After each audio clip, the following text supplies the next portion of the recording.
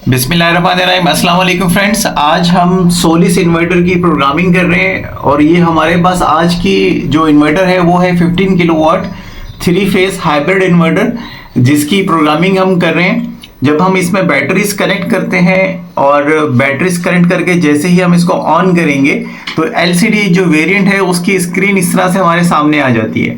तो इसमें जो सबसे पहले आपने करना है, क्योंकि हमने इसमें सीटीज अटैच की हुई हैं, तो हम इसको पहले एक्टिव करेंगे। ये हमारी प्रोग्रामिंग एक्टिव हो गई, ठीक है। ये अप डाउन बटन है, उसके बाद एंटर है, ठीक है। अब जिस प्रोग्रामिंग में हमने जाना होगा एंटर प्रेस करेंगे तो डार्क ब्लू हो जाएगा। ये देखें, अभी लाइट ब्लू है, ये डार्क ब्लू हो गया। तो अब अगर मुझे ये चेंजिंग करनी है तो मैं इसको अप डाउन मेन्यू से चेंज कर रहा हूँ, तो ये वैल्यूज जो है वो चेंज होंगी। तो अभी 2024 है, इसका 12वां महीना है और आज 5 तारीख है जब भी हम इस प्रोजेक्ट को दोबारा से इंस्टॉल कर रहे हैं। तो ये डेट बिल्कुल सही है। इसी तरह से टाइमिंग हमारे पास आ रही है 12:23 की। तो टाइमिंग अब हमें सेट करने की ज़रूरत है। तो हम नीचे आ जाते हैं और इसकी टाइमिंग हम एडजस्ट करते हैं। ये 12:28 आ रहे हैं, तो हम इसको 23 कर देते हैं। ये हमने 24 कर दिया, बल्कि 1 सेकंड आगे आ गया होगा। तो इसके बाद फिर हमने इसको इस तरह से करना है, आगे आ जाना है। सीटी हमने इसमें इंस्टॉल की है, मीटर नहीं किया, इसलिए हमने सीटी की चीज़ें डाल दी हैं। उसकी सीटी की जो चीज़ें होती हैं, ग्रिड की तरफ इसकी डायरेक्शन है, फॉरवर्ड डायरेक्शन है, और सीटी का रेशियो जो है ये बाय डिफ़ॉल्ट है, इसको यही रहने देंगे। इसके बाद हम फिर इसको डाउन करते हुए आगे आ जाएंगे। यहाँ पे सेल्फ यूज़ पे रहेगा हमारा, और फिर इसके आगे एलो एक्सपोर्ट आ रहा है, तो एक्सपोर्ट हम नहीं करना चाहते, इसलिए हम इस पे से डीसेलेक्टिंग कर देंगे। और फिर इसके बाद ये डीसेलेक्टिंग कर दी हमने, लेकिन ये हमारा ऑप्शन ख़त्म नहीं हो रहा है। इसको फिर दोबारा मेन प्रोग्रामिंग में जाके ख़त्म करेंगे। इसको ख़त्म करना बहुत ज़रूरी है। तो अब हम इसको पहले सेव करते हैं। एलो एक्सपोर्ट को हम ये यहाँ से ख़त्म नहीं हो रहा है, इसको दोबारा ख़त्म करेंगे हम। तब तक हम क्या कर देते हैं, मैक्सिमम एक्सपोर्ट को 0 कर देंगे। तो अगर एक्सपोर्ट 0 हो जाएगी तो डेफिनेटली ये वर्कआउट नहीं करेगा। हमने इसको 0 कर दिया है, ठीक है। अब हम इसको मेन्यू से बाहर आते हैं। ये स्टार्टिंग सेटअप था, अब हम मेन्यू से बाहर आ रहे हैं, एस्केप करेंगे। तो ये नेक्स्ट के लिए कह रहा है, लेकिन हम एस्केप 2 दफ़ा करेंगे तो ये हमसे पूछेगा सेव और नॉट। तो सेव करने के लिए हमने एंटर प्रेस करना है, तो ये सेव हो जाएगा। इस वक्त हमारा सिस्टम ऑन हो चुका है, बैटरी 100% दिखा रहा है, लेकिन हमने इसमें बैटरी की सेटिंग फीड नहीं की है। तो अब हम इसकी प्रॉपर सेटिंग करना शुरू करेंगे। सबसे पहले सेटिंग जो है, सिस्टम सेटिंग में आप जाएंगे। सेटिंग मेन्यू में जाने के बाद स्टोरेज मोड में जाएंगे। अब स्टोरेज मोड में हम अब प्रॉपर सेटिंग कर पाएंगे। तो आप देख सकते हैं एक्सपोर्ट हमने 0 की हुई है, लेकिन एलो एक्सपोर्ट पे चेक लगा हुआ है। ये हमारे लिए बहुत ज़्यादा हार्मफुल है, इसलिए हम इस एलो एक्सपोर्ट ख़त्म कर देंगे, क्योंकि अभी हमने नेट मीटरिंग यहाँ पे ऑन नहीं की है। इसी तरह से अभी हम आ जाते हैं बैटरी रिजर्व्ड। तो अभी हमने बैटरी को रिजर्व कर दिया है, 80% है, ठीक है। इसके साथ हमने एलो ग्रिड चार्जिंग जो थी वो ख़त्म कर दी है, ताकि ये हमारा ग्रिड से बैटरी को चार्ज ना कराए। तो अब हम क्या करते हैं, स्कैप करते हैं, ठीक है। 80% बैटरी का मतलब ये कि SBU का मोड हमने एक्टिव कर दिया। 20% बैटरी यूज करके सिस्टम जो है वो के इलेक्ट्रिक पे शिफ्ट हो जाएगा शाम में। इसकी सेटिंग फिर हम अपने क्लाइंट से डिस्कस करके कर देंगे, लेकिन आपको सिर्फ समझाने की घर से कि हम स्टोरेज मोड के अंदर किस तरह से सेटिंग करेंगे। अब मेन सेटिंग है हमारी बैटरी की, क्योंकि बैटरी हमने इसमें लगाई हुई है लिथियम वाली। तो lithium battery, lead acid battery की जो भी सेटिंग है यहाँ पे करेंगे। अगर आप विदाउट बैटरी ऑपरेट करना चाहते हैं तो नो बैटरी पे चेक करेंगे। इसी तरह से इसके maximum charging Ampere's, discharging ampere, ये सारी चीज़ें आप यहाँ पे सेट करेंगे। कुछ चीज़ें इसमें बाय डिफॉल्ट है जिसको आप छेड़ नहीं सकते, तो आप जब इनसे छेड़छाड़ करेंगे तो आपको आइडिया हो जाएगा कि क्या चीज़ें मूव ऑन हो रही हैं, क्या चीज़ें नहीं हो रही। तो कोशिश करें कि बहुत ज़्यादा डीप प्रोग्रामिंग में ना जाएं, और जो चीज़ें आप इजीली अंडरस्टैंड कर सकते हैं वो उन्हीं को सिर्फ छेड़ें। तो अब हम चले गए लिथियम बैटरी के अंदर, पाइलोनटेक थी इसमें सिलेक्टेड। तो ये अब नंबर ऑफ बैटरीज देख सकते हैं कि कितने टाइप की बैटरीज जो है ये डायरेक्टली सपोर्ट करता है। तो सोलिस की सबसे प्लस पॉइंट ये है कि जितने भी चाइना के मैक्सिमम बड़े ब्रांड्स हैं ये सपोर्ट करता है। अब इसमें हम आपको दिखा देते हैं, जो कि आपने सुना होगा, देखें डायनस यहाँ पे आ रही है। डायनस की लिथियम भी सपोर्ट करता है, पाइलोनटेक भी कर रहा है। इसके बाद हम दिखाते हैं फॉक्स की भी कर रहा है, कोडेक की भी कर रहा है, एक्साइड की भी कर रहा है। इसके अलावा नराडा की भी इसके अंदर लिस्ट है, सन वोडा भी है। ये एक मेन्यू है। इसी तरह से हम इसके दूसरे मेन्यू में आ गए, तो दूसरे मेन्यू में भी नंबर ऑफ बैटरीज यहाँ पे मौजूद है। तो इसमें जो भी आप बैटरी पैक यूज कर रहे हैं आप उसकी सेटिंग डिफाइन करेंगे। तो हम चले जाते हैं पहले वाले मेन्यू में, और पहले वाले मेन्यू में हम डायनस यूज कर रहे हैं। तो डायनस के लिए हम क्या करेंगे, इसको सिलेक्ट करेंगे मेन्यू को। डायनस पे आ गए, देख रहे हैं डायनस लो वोल्टेज लिखा हुआ है। तो डायनस लो वोल्टेज हमारी टारगेट बैटरी है, तो हमने इसको सिलेक्ट कर दिया। अब हम एस्केप का बटन प्रेस करेंगे और यहां पे देखें डायनस आ गया।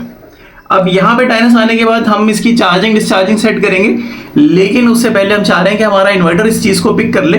तो हम इसको एस्केप कर देते हैं और ये सेटिंग सेव करने का पूछ रहा है, तो हम एंटर दबा के सेटिंग सेव कर देंगे। तो बैटरी सेटिंग में डायनस इसने पिक कर ली है। हम आपको दोबारा दिखा देते हैं। अब हम आ जाते हैं मैक्सिमम चार्जिंग लिमिट इसकी। तो यहाँ पे 290 एम्पेयर है। अभी आपने देखा ट्रिक का साउंड जो है वो इन्वर्टर से आया, तो इन्वर्टर ने हमारी बैटरी प्रॉपर पिक कर ली है। उसको समझ में आ गया है कि हमने किस तरह की बैटरी इसमें प्लेस की हुई है। सो फ्रेंड्स, वीडियो को दिखाते चले आपको कि हमने मैक्सिमम चार्जिंग एम्पेयर 90 कर दिए। दो बैटरी से 100 हम कर सकते हैं, लेकिन मैंने फिर भी इसको 90 एम्पेयर पे चार्जिंग दे दी है। इसी तरह से डिस्चार्ज एम्पेयर 290 एम्पेयर जो बाय डिफॉल्ट ये खुद ही शो कर रहा है, वही हमने इसमें रहने दिए। ओवर डिस्चार्ज हमने 12% कर दिया कि 12% से नीचे ये बैटरी को डिस्चार्ज ना करे और हमारे पास 12% स्टोरेज हमेशा रहे, क्योंकि इन्वर्टर अगर स्टैंड बाय में ऑन भी है तो बैटरी से ही पावर कंज्यूम कर रहा होता है। तो बाकी मैक्सिमम एसओसी चार्जिंग 100, बाकी सारी चीजें हमने वही रहने दी हैं। तो ये हमारी बैटरी मेन्यू की सेटिंग हो चुकी है। इसको अब हम आपको दिखाते हैं स्मार्ट पोर्ट, क्योंकि हमने इस घर में स्मार्ट लोड भी कनेक्ट किया हुआ है। तो स्मार्ट में हम आ जाते हैं, तो ये ऑटोमेटिकली जेनसेट पे सिलेक्टेड है। हम इसको एंटर करेंगे, स्मार्ट लोड को आके एक्टिव करेंगे। आप देख सकते हैं स्मार्ट लोड आके हमने एक्टिव कर दिया है। और ये हमसे पूछ रहा है कि भाई स्मार्ट लोड आपने कब ऑफ करना है। तो हम इसमें डिफाइन कर देते हैं कि भाई हमने स्मार्ट लोड पे अपने बैटरी एसी वगैरह नहीं चलाने, तो स्मार्ट लोड पे अगर लोड आए तो ये 90% पे ऑफ हो जाए। इसी तरह से फिर रीस्टार्ट लिखा हुआ है कि स्मार्ट लोड कब रीस्टार्ट हो। तो रीस्टार्ट का हम कर देते हैं इसमें 95% कि हमारी बैटरी जो है वो चार्ज होके मिले और उसके बाद ये 95% पे आ जाए तो ये रीस्टार्ट हो जाए।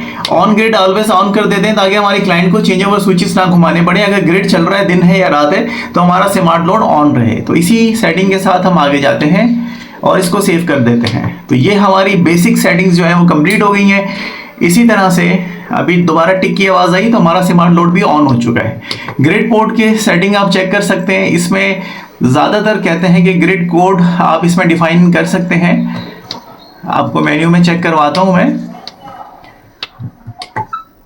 तो इसमें यूजर डिफाइन ये कहते हैं कि हमें आप रखें। अभी जो बाय डिफॉल्ट रखा हुआ है हमने उस पर भी इसको ऑपरेट किया हुआ है, यूजर डिफाइन पे भी हम इसको ऑपरेट कर सकते हैं। तो ये दो सेटिंग्स हैं जो हमारे लिए यूज होती हैं। बाकी जो आप इतने सारे ग्रिड ऑप्शंस देख रहे हैं, ये पूरी दुनिया में यही मॉडल जा रहा है सोलिस का, और यही वजह है कि हम इस जो है ब्रांड को प्रेफरेंस दे रहे हैं कि हर तरह के ग्रिड को ये सपोर्ट करता है। तो फिलहाल मैं इसको यूजर डिफाइन पे ले आता हूँ, क्योंकि मुझे इन्होंने बताया था लास्ट टाइम कि आप इसको यूजर डिफाइन पे रखें, तो हमने इसको यूजर डिफाइन पे एक्टिव कर दिया है। अब ये हमसे सेटिंग सेव करने का पूछ रहा है, हमने इसकी सेटिंग जो है वो सेव कर दी है। ठीक है, तो ये हमारा ग्रिड मेन्यू की सेटिंग आ गई है। इसी तरह से पैरेलल सेटिंग, अगर आप ज्यादा यूनिट लगाना चाह रहे हैं तो यू कैन पैरेलल देम, और उसके अंदर सेटिंग एक्टिव करेंगे इसकी। हम पैरेलल नहीं कर रहे इसको, फिर बेसिक सेटिंग में चले जाते हैं। वो ये हमारे पास डेट और टाइम आ रहा है। तो ये वो सेटिंग है जो कि आप एलसीडी से कर सकते हैं। आपका इन्वर्टर ऑन हो जाएगा, इसमें फर्दर डिटेल में जाने की जरूरत नहीं है। तो अब जब हमने सेटिंग इसमें प्रॉपर फीड कर दी है, तो आप देख सकते हैं कि हमारी बैटरी से घर के आउटपुट की तरफ लोड आ चुका है। अब हम इसको चेक करें कि ये काम कर रहा है, सही नहीं कर रहा, तो हम इसमें क्या करेंगे, एंटर में जाएंगे, प्लांट इन्फॉर्मेशन में जाएंगे। तो ये हमें दिखा रहे हैं कि पीवी से हमें अभी कुछ भी नहीं आ रहा है, क्योंकि हमने सोलर अभी जस्ट लगाया है। सो फ्रेंड्स, अब हम आपको दिखाते हैं मेन्यू में। हम मेन्यू में जाते हैं, प्लांट इन्फॉर्मेशन में जाएंगे, तो हमें ये सोलर हमने ऑन कर दिया, तो हमें ये दिखा रहा है कि सोलर से हमारी जनरेशन क्या हो रही है। ठीक है, तो इसी तरह से सोलर जनरेशन के बाद हमारा जो सेकेंड ऑप्शन है वो है चेक कर रहे हैं, क्योंकि देखिए ये सिस्टम सिर्फ चेकिंग हम कर रहे हैं। तो हमारी बैटरी में जो है वो चार्जिंग जाना शुरू हो चुकी है। इसी तरह से हम आ गए ग्रिड के ऊपर। अभी तक हमने ग्रिड ऑन नहीं किया, तो इसलिए यहाँ पे 00 का डेटा आ रहा है। फिर हम चले गए लोड में, तो अभी लोड में डेटा बता रहा है कि स्मार्ट लोड पे हमारा कुछ लोड जो है वो ऑपरेटिव हो चुका है, इसी तरह से हमारा नॉर्मल लोड पे कुछ भी नहीं है। जो बैकअप लोड आप देख रहे हैं बैटरी के थ्रू जो ऑपरेट होता है उस पर कुछ भी नहीं, लेकिन दोनों डेटा के अंदर वैल्यूज आ रही हैं, तो ये दोनों चीजें ऑन हो चुकी हैं। ग्रिड अभी हमने ऑन नहीं किया, इसकी सीटी वगैरह का सीक्वेंस चेक करेंगे, सॉफ्टवेयर अपडेट कराएंगे, उसके बाद फिर हम ग्रिड को ऑन करते हैं। तो ये ARM वर्जन इसमें 1010 है, ये चेंज होता है इसका। तो ये था इसका स्टेटस अब तक का। अब हम आपको मेन मेन्यू में दिखा देते हैं कि मेन मेन्यू में आप देख सकते हैं कि सोलर से जनरेशन जो है वो हमारी 0.66 की हो रही है। तो ये थोड़ा सा डेटा जो है वो अभी तक एक्यूरेट नहीं है। इसका रीजन ये है कि हमने इन्वर्टर अभी ऑन किया है, तो इसके सॉफ्टवेयर वगैरह हम अपडेट करवा लें, उसके बाद फिर आपको एक क्लोजिंग वीडियो दिखा देंगे। सो फ्रेंड्स, हमने इस पे SBU की सेटिंग अप्लाई कर दी है और इस वक्त तकरीबन शाम के 16:43 का टाइम है। तो सोलर जनरेशन जो है वो हमारे पास बहुत कम आ रही है, मतलब समझने के 4:45 बजे का टाइम है। तो इस वक्त तकरीबन 1.57 किलोवाट सोलर से आ रहा है और बैटरी से हमारा 5 किलोवाट के करीब लोड चल रहा है। तो दोनों लोड जो है वो घर में मैनेज हो रहे हैं। इस वक्त हमने 150 एम्पेयर जो है वो बैटरी पे लोड डालने का इसको परमिशन दिया हुआ है और देख सकते हैं कि ग्रिड जो है वो 0.023 किलोवाट हो गया है। इसका मतलब ये कि ये SBU के मोड पे हमने इसको सेटल डाउन कर दिया है। तो SBU का मोड जो है वो हम आपको दिखा देते हैं कि सिस्टम सेटिंग हमने क्या रखी हुई है।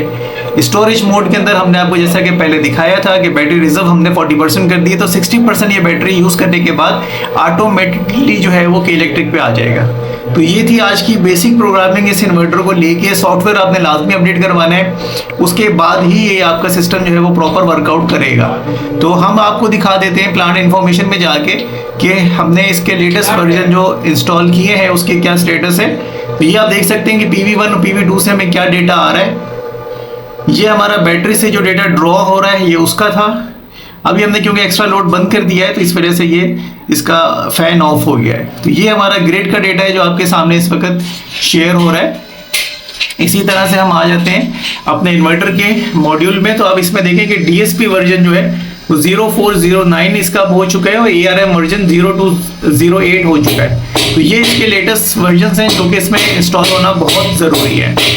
सो फ्रेंड्स, आपको बताते चलेंगे अगर आप सारी सेटिंग करने के बावजूद भी देख रहे हैं कि इन्वर्टर जो है वो ग्रिड फीड कर रहा है, जैसा कि इस वीडियो में आपको दिखाई देगा कि इन्वर्टर जो है वो ग्रिड फीड कर रहा है और वियर्ड बिहेव कर रहा है। वियर्ड का मतलब होता है कि इस तरह की वो बिहेव कर रहा है कि आपको समझ में नहीं आएगा कि यार ये इन्वर्टर कर क्या रहा है। तो अगर इस तरह की सिचुएशन आपके पास आती है तो देखिए आपका इसका मतलब ये है कि आपका CT सीक्वेंस सही नहीं है। इस इन्वर्टर के अंदर CT सीक्वेंस जो है वो बहुत ज़्यादा इंपॉर्टेंस रखता है और आपको वो प्रॉपर सेट करना है। जब आप उसका सीक्वेंस प्रॉपर सेट करेंगे मतलब A फेज़, B फेज़ और C फेज़ जो है वो आपके प्रॉपर होने चाहिए। अगर वो प्रॉपर होंगे तो फिर ये सिस्टम आपका प्रॉपर वर्कआउट करेगा, वरना इस तरह की सिचुएशन आ सकती है। बैटरी से उठा के भी ग्रिड फीड कर रहा है, सोलर से भी उठा के ग्रिड फीड कर रहा है और इस वक्त तकरीबन 22 किलोवाट ग्रिड फीडिंग के अंदर फेंक रहा है। तो ये आपके सामने का स्टेटस है। इसका सबसे बड़ा इशू जो था वो ये था कि CT सीक्वेंस जो है वो प्रॉपर नहीं था। तो बहरहाल इस वीडियो में ये सारी चीज़ें दिखाने का मकसद ये कि अगर आप भी इस तरह का इन्वर्टर इंस्टॉल कर रहे हैं तो इन बारीक पॉइंट्स का जो है वो ख्याल रखें ताकि आपको अपने क्लाइंट के सामने शर्मिंदा ना होना पड़े या किसी किस्म की प्रॉब्लम में ना फंसना पड़े। तो आई होप कि this video will be informative for you. Thank you so much friends. अस्सलाम वालेकुम।